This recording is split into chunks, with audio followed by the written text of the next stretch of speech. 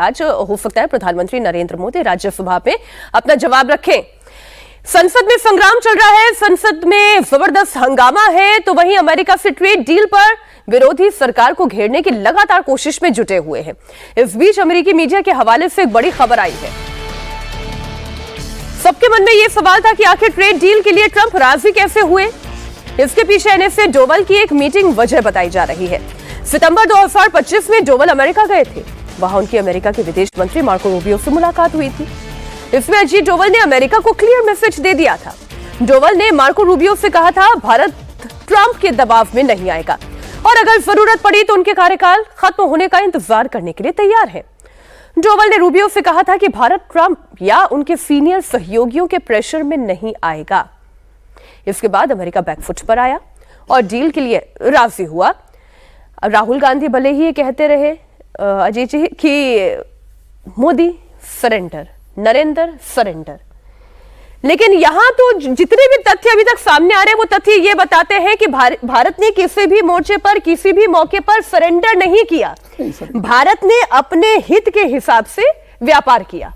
हाँ, तो ये हर देश कर रहे हैं। इसमें देखिए ये जो अब ये भी विदेशी मीडिया की रिपोर्ट है। अब कई बार हम लोग बड़ा सेलेक्टिव हो जाते हैं। कोई विदेशी मीडिया भारत के खिलाफ लिखता है तो हम लोग उसको खारिज कर देते हैं, कोई बात पक्ष में आती है तो हम लोग उसकी तारीफ करने लगते हैं। भी विदेशी मीडिया है और हम अब इसकी बात पर यकीन करें या कल जो संसद के सामने कहा या परसों प्रेस कॉन्फ्रेंस में पीयूष गोयल ने कहा, हम उस पर यकीन करें। मैं एक बात लिखूं मुझे अजीत जी बताइए। पीयूष गोयल ने कहा, एक मिनट हम बात कर ले 10-20 सेकंड में। पीयूष गोयल ने कहा कि प्रधानमंत्री नरेंद्र मोदी की ट्रंप से दोस्ती है और मोदी ने अपनी दोस्ती का फायदा उठा करके इतनी अच्छी डील करा दी।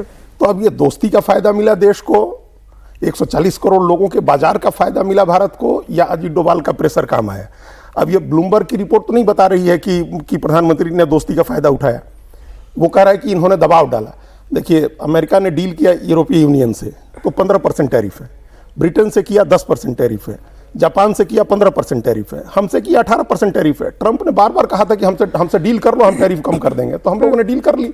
अब डील आने दीजिए, उसका मसौदा दस्तावेज आने दीजिए, फिर हम लोग बात करेंगे उसमें क्या। मैं ये कह रही हूँ, ये जो खबर है अजीत डोभाल का प्रेशर था कि, लेकिन आप सीरीज ऑफ अगर बयान भी देखें अवधेश जी, मार्को रूबियो का बात करने का लहजा कैसे बदला, किस तरीके से डोनाल्ड ट्रंप के बात करने का लहजा बदला, भारत के प्रति लहजा तो बदला है ना सर।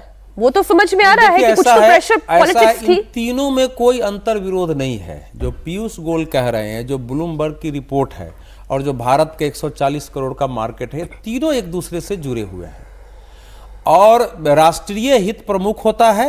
न तो ट्रंप जो है मोदी के व्यक्तिगत अस्थाई दोस्त है, न मोदी ट्रंप के व्यक्तिगत अस्थाई दोस्त है। लेकिन यह सच है कि भारत ने चाणक्य की उस संपूर्ण बुद्धि और कूटनीति का इस मामले में इस्तेमाल किया और चूंकि भारत की अपनी आंतरिक अर्थव्यवस्था हमारी जो है इतनी सशक्त है कि हम बाकी मोर्चे पर काम करते रहे। प्रधानमंत्री देखो, चीन के साथ जो हमारे संबंध है, प्रधानमंत्री ने जो हाव भाव दिखाया था चीन में, उसमें हम लोगों ने उस समय भी कहा था कि ये एक जबरदस्त भारत की कूटनीति है कि बिना कुछ बोले हुए एक संदेश भेज देना अमेरिका को। और उसके बाद डोभाल साहब वहां गए थे और डोभाल साहब ने रूबियो से कहा कि भाई हम तो अमेरिका के साथ अच्छे रिश्ते रखना चाहते हैं, लेकिन हमको आप डराइए मत, हम लोग दबाव में नहीं आएंगे। तो इसलिए अगर मान गए तो ठीक है भाई, मोदी जी तो ट्रंप को अपना दोस्त मानते हैं, नहीं तो ट्रंप साहब चले जाएंगे, हमको उस समय का इंतजार करेंगे, क्योंकि अमेरिका को हम लॉन्ग टर्म स्ट्रेटेजिक पार्टनर मान के चलते हैं। हमारा आपका दुनिया के दृष्टि से हमारा एक दृष्टिकोण है जो दोनों की सहमति है। हमारी जो है दोनों के पास सिक्योरिटी पैक्ट है, हम दोनों के पास डिफेंस पैक्ट है और हम उसको कायम रखना चाहते हैं। लेकिन यह संभव नहीं है कि हम इसको स्वीकार करेंगे, दूसरे राष्ट्रपति आएंगे तो देखेंगे। तो वो जो मैसेज था मार्क रूबियो के माध्यम से वहां गया ही होगा, तो उसका भी असर होगा।